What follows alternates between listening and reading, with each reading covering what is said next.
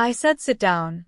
My father barked, slamming his palm on the table so hard the silverware jumped.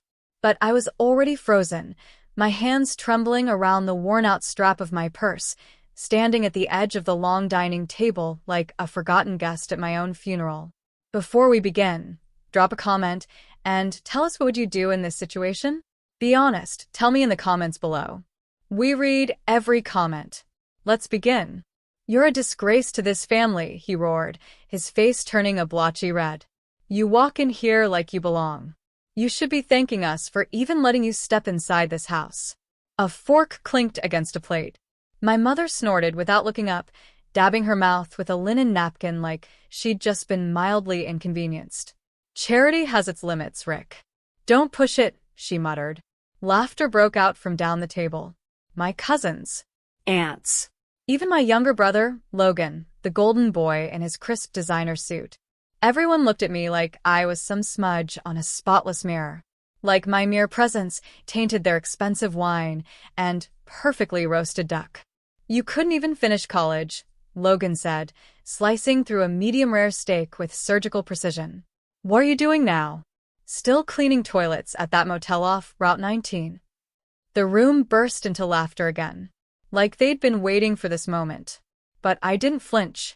Not this time.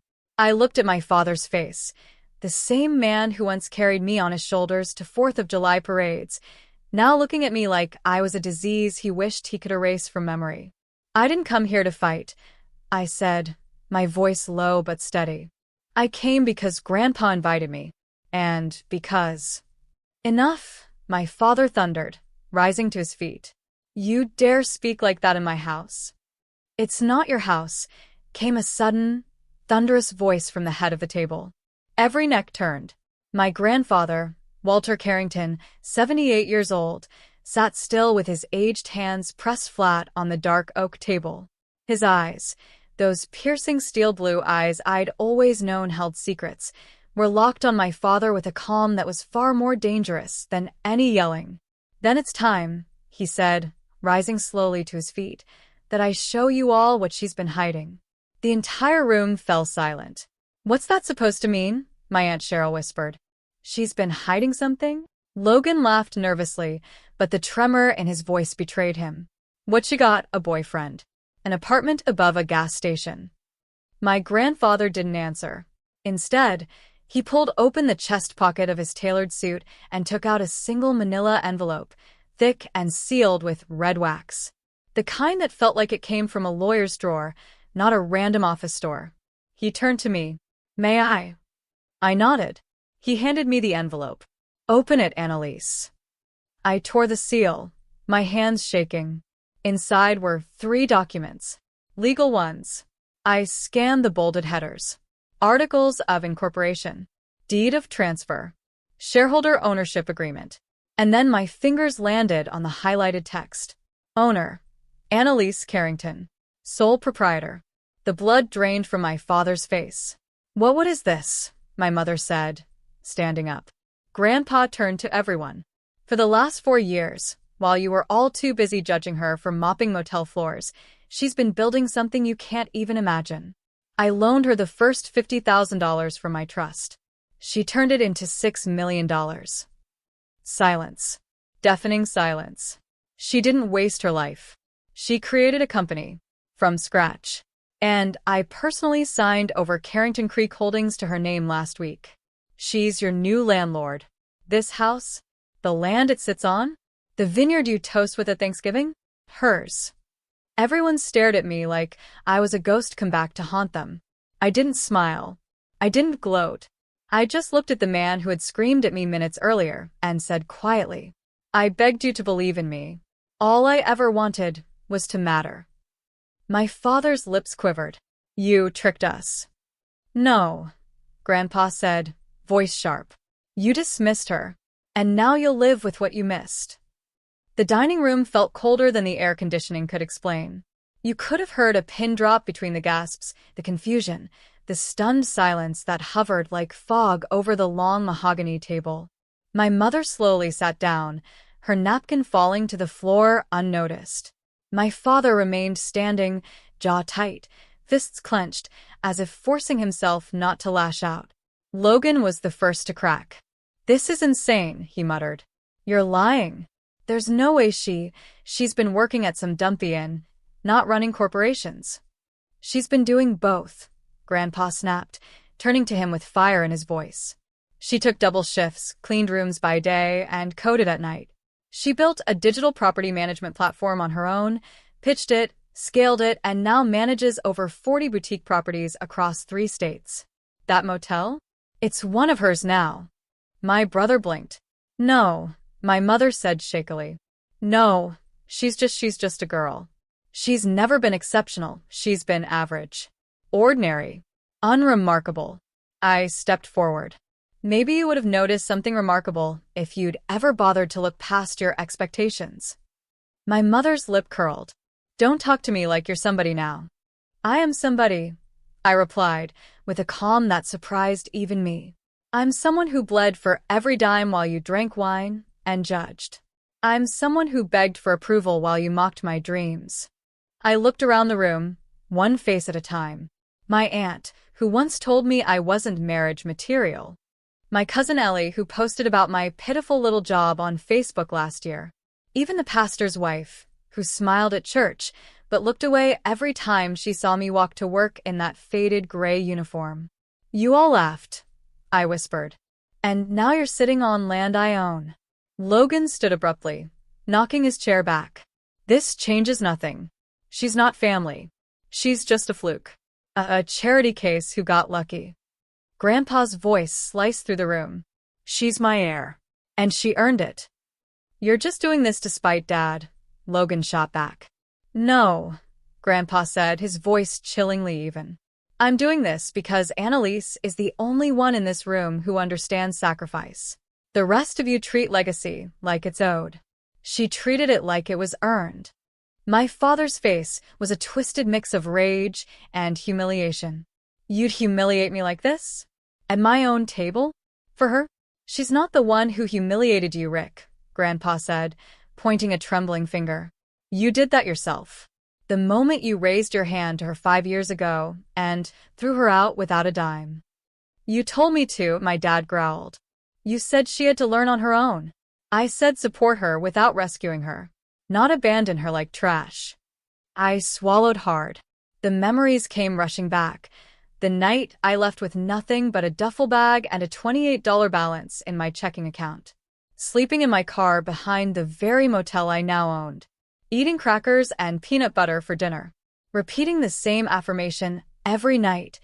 "One day they'll regret it." I was shaking, but I didn't cry. "Not this time." "I'm not here for revenge," I said softly. "I'm here because Grandpa asked me to show you the truth. What you do with that, that's on you." A silence followed, deeper than the last. Then, my grandfather reached under the table and retrieved a second envelope. "I was going to announce this at Christmas," he said. "But seeing how tonight's gone..." He slid it across the table to me. "What is it?" Logan asked. I opened it, slower this time. My hands still trembled. Inside was a formal letter from Carrington Vineyard Estates, LLC. Transfer of title, full ownership. My eyes widened. "You're giving me the vineyard?" I asked. Grandpa smiled sadly. "It's always been yours. You just had to come back strong enough to handle it." That broke the dam. My mother stood up, her chair screeching back. "That's OURS. That land's been in this family for generations." "And it still is," Grandpa said coldly.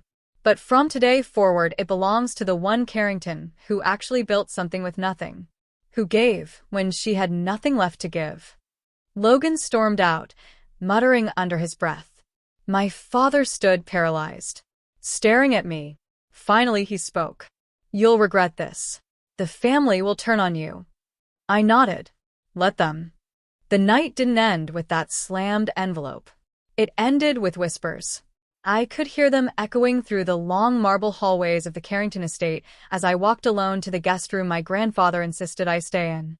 Behind shut doors, I knew the knives were being sharpened, not literal ones, but words, resentment, manipulation. They hadn't accepted it. Not truly. The humiliation was too fresh, too bitter. But for once, I wasn't the one walking away in tears. I closed the door and locked it behind me, leaning against the cold oak panels as my legs finally gave way. I collapsed onto the bed, exhaling a breath I didn't realize I'd been holding for the last 5 years. I did it, not to hurt them, but to prove I wasn't the weak, unwanted girl they threw away. A knock came just after midnight. I stood, cautious, and cracked open the door. It was Grandpa. Alone. His expression unreadable. "Can we talk?" I nodded and stepped aside. He sat slowly on the armchair in the corner, his knees creaking in protest. "You handled yourself with dignity tonight. I knew you would." I crossed my arms, unsure of how to respond. "They'll come after me, won't they?" He nodded. Yes. "Not directly. But they'll whisper. They'll sow doubt. They'll try to paint you as some schemer who manipulated me in my old age." I swallowed hard. "So what do? You lead. Quietly. Powerfully. Like a Carrington. But not like them." I stared at him. "You mean with grace." He smiled, eyes gleaming. "Exactly." Then his face darkened. "But there's something I didn't say at dinner. Something you deserve to know." I sat down across from him, heart suddenly pounding. "When your father kicked you out, it wasn't just pride or disappointment. It was fear." "Fear." He nodded slowly. "You see, you were always more like me than him. Too much heart. Too much spine. Too many questions. And your father, well, he's made mistakes. Financial ones." I blinked. "What kind of mistakes?" He leaned forward. "He mortgaged half the vineyard 3 years ago to cover Logan's failed tech startup. He forged my name on the documents to get it through." My blood ran cold. "What?" I whispered. "He forged." He thought I'd never find out. But I did. Quietly. I let it sit because I wanted to see who'd earn it back. And now, ironically, he's at risk of being evicted from a property he put in your name. I stood, pacing now. That's why he was so aggressive tonight. He knew this was coming. He just didn't expect you to be the one holding the cards. I covered my face with my hands. "God. And there's more," Grandpa said quietly. "Your brother's trust fund is gone. Your parents drained it to keep up appearances. The cars, the vacations, the golf club memberships, it was all a facade." I sank into the bed. "They treated me like garbage," I murmured, "while living off money that wasn't even theirs." He nodded. "And now it's yours." Silence settled between us. Finally, Grandpa stood. "They'll test you, Annalise. Don't stoop to their level. But don't let them trample you again either." I nodded. And when he left, I didn't sleep. I sat by the window, watching the fog roll over the vineyard hills, thinking about every night I cried myself to sleep in my car. Every time I scrubbed floors with bloody knuckles. Every time I reminded myself, you don't get to quit. The next morning, I dressed simply, jeans, boots, and a crisp white button-down. No designer labels. No power heels. I didn't need them, because I was already power. Downstairs, the family gathered again. Coffee. Muffins. Tensions so thick you could chew it. I walked in. Heads turned. Conversation stopped. Logan scoffed, arms folded. Look who decided to come down from her throne. I ignored him. I turned to my father. "I need to speak with you. Privately." He hesitated, but Grandpa's sharp nod left him no choice. He followed me into the study, the same one where he once tore up my college applications, saying I'd never make it out there. I shut the door behind us. "I know about the mortgage," I said without preamble. He went still. "And the forged signature." "You don't know what you're talking about." "I do. Grandpa told me. And the title is already in my name." He swallowed. I stepped forward. "You have 1 week to vacate the guest house. The estate remains in my control, but I won't humiliate you if you leave peacefully." His face twisted. "You ungrateful little—" "No," I snapped. "You don't get to say that anymore. I begged you to believe in me. And you beat me down. You humiliated me. You enjoyed it." Tears stung my eyes, but I didn't blink. I'm not asking for an apology. I don't even want one. I'm just telling you, your reign ends here.